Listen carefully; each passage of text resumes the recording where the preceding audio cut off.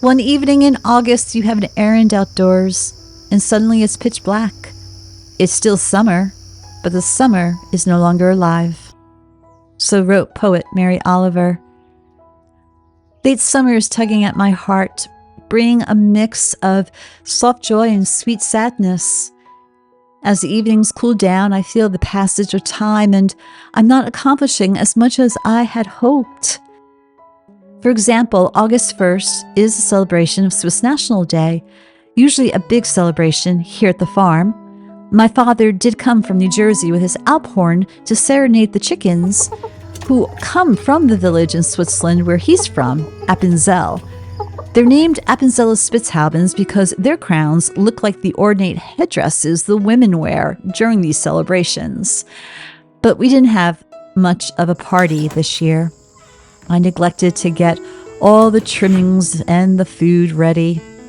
I also neglected my garden. So imagine my surprise when I finally harvested my radishes that I noticed something strange growing on top of them. There were these white flowers and then these pods. And I wondered for a while, did I plant peas along with my radishes? Turns out these are radish pods, and they are edible and quite delicious. Some people call them rat's tails, though, which doesn't sound very appetizing, but trust me, they are. But as July's daisies give way to August's goldenrods, I take a deep breath and I think back to the week-long class I took on how to build a fireplace using the tools of the 18th century. Even in the rain, we got a lot accomplished as we laid out the bake oven part of the fireplace. And as we worked, I pondered, why is it that I'm so drawn to the hearth? And it was then that I realized that it is what it symbolizes that really speaks to my heart. It symbolizes the gathering together of friends, the sharing of a meal, the telling of stories.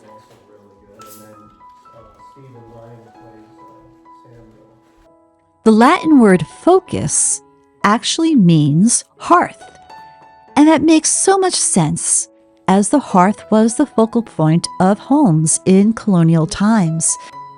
It was the place where the family gathered together for nourishment, for warmth, for fellowship. It was there that the stories of old were told, and the Bible was brought out and read. It could be said that the hearth was, in fact, the altar.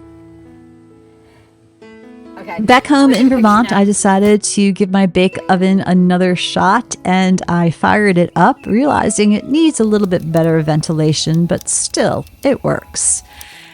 As Ruru quietly sneaks some water from the faucet, bad kitty, I realized that I should stick with what I know best. Not building a fireplace, but sewing 18th century clothing. Yes, it's a new caraco I am wearing, and I have a pattern for another gown that I can't wait to try. While I will be sticking to sewing needles rather than brick and mortar, I did take out my 18th century replica of a camp brazier, which was a portable source of heat and cooking. This one is a picture of Marquis de Lafayette's brazier that he used during the Revolutionary War, dated from 1780. But be it a fireplace or a simple brazier, or even just the flame flickering from a candle, my friends, if you are feeling the sweet sadness of the seasons changing, then welcome to Old Stonewall Farm, where together we will share laughter and some stories. It was a wonderful class trying to learn how to make a fireplace.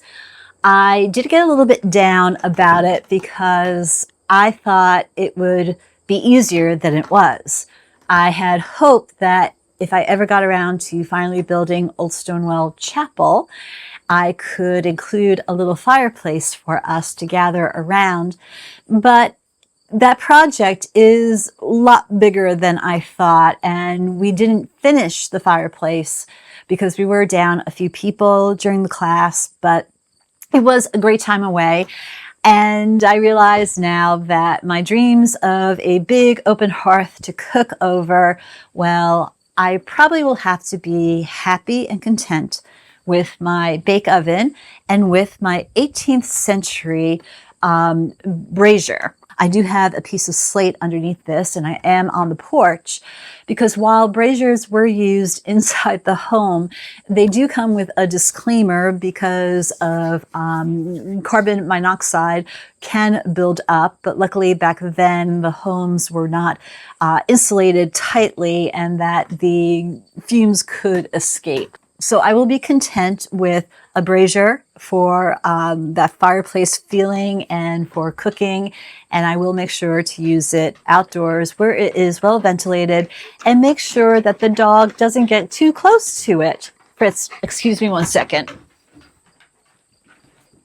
There's a lot that has been tugging at my heart, and I have been feeling a bit, not down, but a little bit of melancholy as the seasons are about to change. And it always reminds me of back to school. My mother always used to get a little bit down with back to school right around the corner and how summer is over. And I never quite understood it because I love the fall. But now that I'm getting older, I do feel that heaviness on my heart as August draws to an end. And I sit and I wonder, where did the time go? I had all these plans this summer to get these projects done. Like behind me, the chicken run, I wanted to get accomplished. And it's about halfway through being finished. I feel especially this year that I have all these summer should haves, could haves, and would haves. Where did the time go? As I gather around the fire here around my 18th century brazier, I look at the flames and I allow the melancholy to just have its way.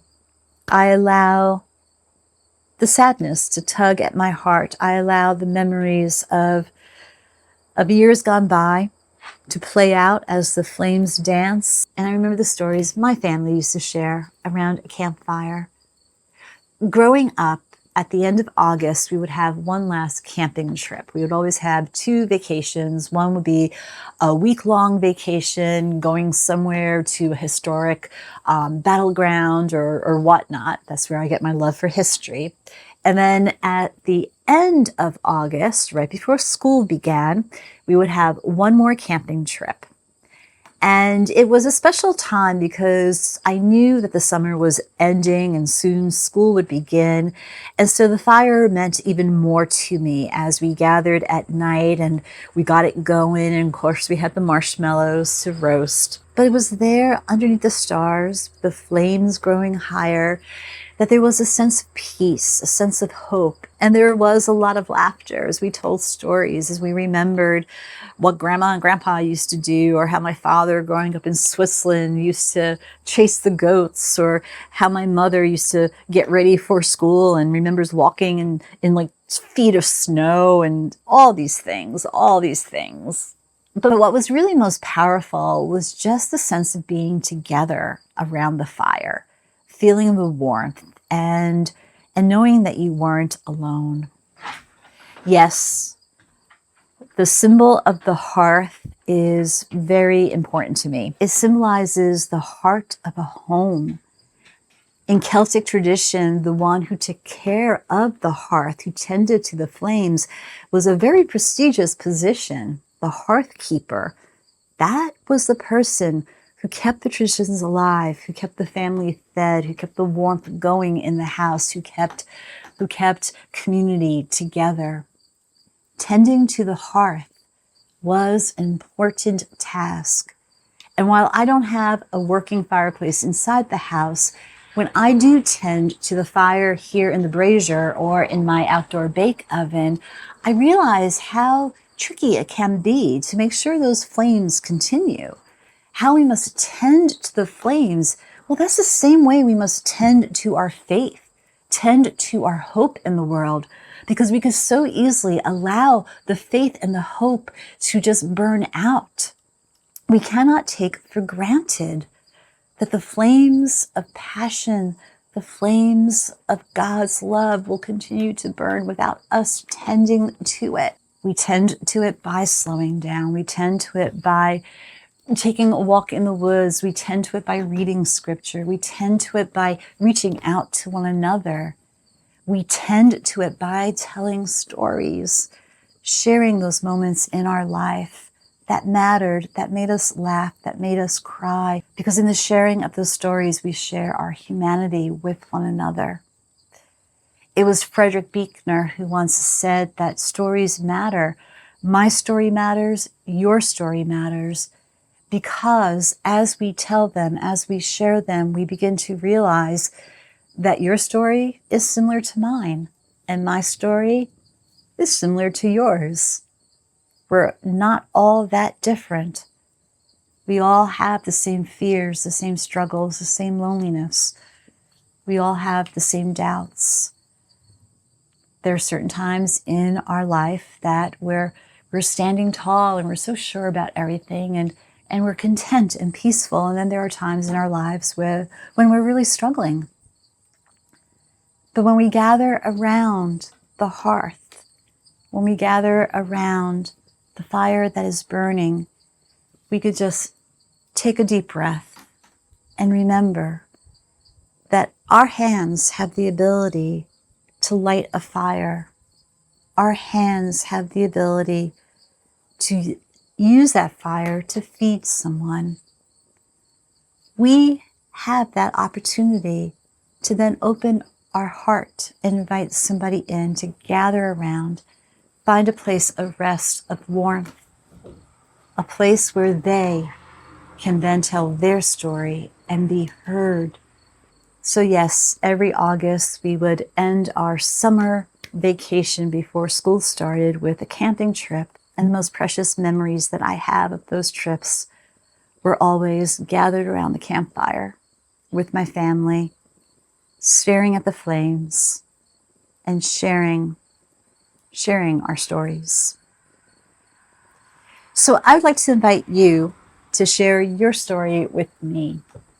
What's a memory you have that is tugging at your heart, perhaps making you feel a little melancholy like I am? For some of you, the changing seasons means that you are planting your spring gardens. But here in Vermont, it means that we are going to hunker down for some cooler weather, for a slower pace, for time to retreat. I have a confession to make. I'm not really a big summer person at all, so my apologies to all you who love the summer. Even as a little girl, I wasn't one to embrace the summer. I was always the one hiding from the sun. Give me the coverage of a thick forest and I'm in my glory. So when I felt this sadness of summer ending, I had to ask myself, where is this coming from? And I think it's a sadness, a melancholy that I call sweet. Because it's about remembering my youth. It's about remembering my family, remembering how the end of summer rituals would lead us into the back to school season. Now I call this late summer sadness sweet because while it does bring a tear or two, it reminds me of what I have been blessed with. It reminds me the laughs that I had. It reminds me that I have lived and that I have loved. And that is the most precious gift, to know that you have loved in this life. So even though those days are gone, when there isn't family sitting at my hearth, when it's just me alone, taking in the comfort of the dancing of flames, it's okay.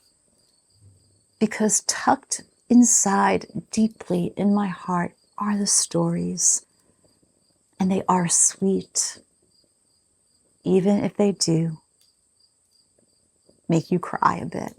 Late summer is a time to honor the changing seasons. Late summer is a time to get ready for the cooler weather that is coming.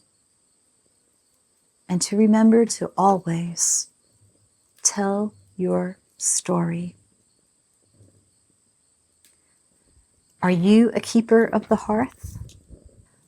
I believe we are all keepers of the hearth, regardless if you have an actual fireplace in your home or a brazier or an outdoor cook oven or fire pit, whatever it is.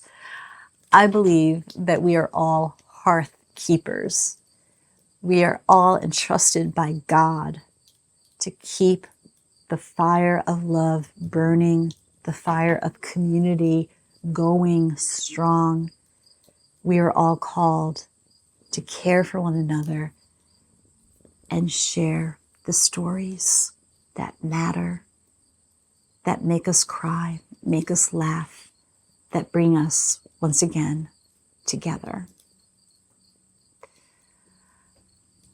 The flames are dying out, and that means that I can throw a piece of chicken on the grill for supper. These are wonderful, wonderful contraptions that were meant to be portable. And I'm kind of happy I do have this brazier, because I am a little bit hesitant to have a fireplace inside my house because chimney fires freak me out now as I get older. But no matter what, I will never lose that sense I have about being around a hearth. For the hearth was the heart of the home. So thank you, my friends, for coming to Old Stonewall Farm. It really does mean so much to me to have you part of this community. And if you are feeling the sweet sadness of late summer, know that you are not alone and that it's okay to feel that, for it means that you have loved and lived and you continue to love and live. But as we prepare to go, I want to share with you a Celtic blessing for the hearth keeper. For as I said, regardless if you have a fireplace or not, we are all hearth keepers. So until next time, many blessings to you all. May your thread never tangle and your stories never fade. May the land know your footsteps and the birds know your name. May your hands be ever busy with love, with craft, with care, and your heart stay bound to memory like lichen to the stone. May the wild ones trust your presence and the wind sing you to sleep with the old songs of your people carried in your bones so deep. May your home be soft with silence, yet alive with sacred sound, and may your soul forever flourish where forest and hearth are found.